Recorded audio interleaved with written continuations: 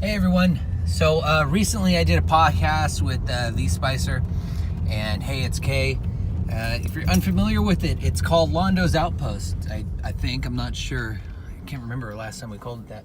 But anyways, in the podcast we discussed a bunch of subjects, ranging from figures of all sorts to movie news, and namely, that was the Gundam live action movie that had been announced by, was it Sunrise, Bandai, whatever. But they're going into partnership with the production company Lionsgate. Now, this is awesome news. I can't tell you how long we've all been hoping for a Gundam live-action movie, but a few things were kind of worrisome. Namely, the president. It was probably the president. I can't remember. It's, it was an article that I read and just kind of had to think about for a while, but not who said it. Anyways, it was probably the president of Sunrise was detailing basically how the whole thing was going to work out. And he made it a note to mention that he was going to push for female characters to be more up in the front of the story.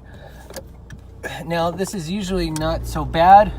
Gundam as a whole pretty much has a wide variety of characters, both female and male, to which are very exciting and can easily, be a great addition to the movie or whatever.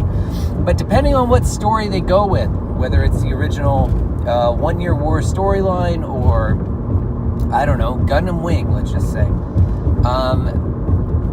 all the characters have already been established and all the characters have already been made into their own, and really to stray away from that general outline of who each character is and what their importance is to the story can be just devastating and hurt a movie such as a live action Gundam series or a movie. So I kind of touched upon it in the podcast, where the importance of this movie in the US is not really on a high priority level, I believe, for Sunrise. Namely because of the rise of the Chinese market overseas, adding so much money to a film release. Avengers, for example, made a shit ton of money overseas in China. It's a huge demographic that movie companies are more and more starting to see the value of.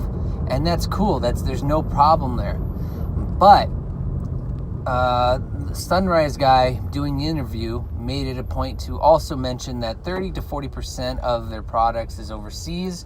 And I'd have a sneaking suspicion that a smaller fraction of that percentage would be the US. I'm sure when he said overseas, he was also including, Europe, United Kingdom, Russia, everywhere outside of Japan. It's hard to tell, I don't know the numbers exactly. But when's the last time we had a Gundam series that was very much all over the TV? I mean, the US, we've seen Gundam, Iron Blood, Orphan, and all that stuff, and that's cool. But when's the last time we saw, something with the popularity, words are hard sometimes, of Gundam Wing? Not too recently.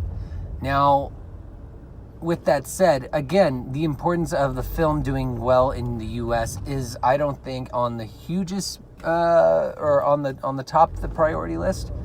And with that, combined with this whole notion of pushing for female characters to be up front in front of the camera more so than what they already are, it's just a bad combination of something to come. There's been this really poisonous trend in Hollywood where they've been pushing for female-led characters in movies where the demographic are mostly guys. Mostly guys watch action movies. Mostly guys watch, horror movies or whatnot. Or I wouldn't say horror movies, but Yeah, action movies, sci-fi movies, and that's what Gundam is going to be. It's a sci-fi, it's horror, it's action, and mostly, I'm sure, the largest base of the fan base is guys. It's all guys. Of course, there are women. I'm not saying there aren't, but if you're going to do this, you're kind of going against the grain of what you already know. Star Wars has had this problem. Star Wars has pretty much all guys as its fan base, and that's the joke. You never find female Star Wars fans because it's mostly a guy thing. But anyways, I made it a note on the podcast to just stress about how dangerous this could be towards the outcome of the Gundam live action movie. And I really hope they don't do anything outside the norm of what, a female character already established themselves out to be in the series. Again, this is based on whatever series they choose. 1 Year War or, something else. Every character has already made their presence known, and they're important already to the story. They don't have to be made even more special. They don't have to be pushed up in front of the lead or anything like that. If they're going with the 1 Year War, then the two major characters are Char and Amuro. I don't know why I forgot his name. They're two males. Those are the two. And then your secondary characters are a bunch of other people, which include females. And in fact, some of the most important secondary characters are females. So yeah, I just wanted to flesh that out. I don't know. I didn't get to really stress how important that little detail was. And when I saw that in the interview, when I read it myself, I just thought, wow, this is it. This is the start of it just going downhill. And I'm already betting on that. It's gonna just not go well. It may look awesome, but story-wise, it'll probably be shit if they follow this initiative. So anyways, thanks for watching. I promise to have actual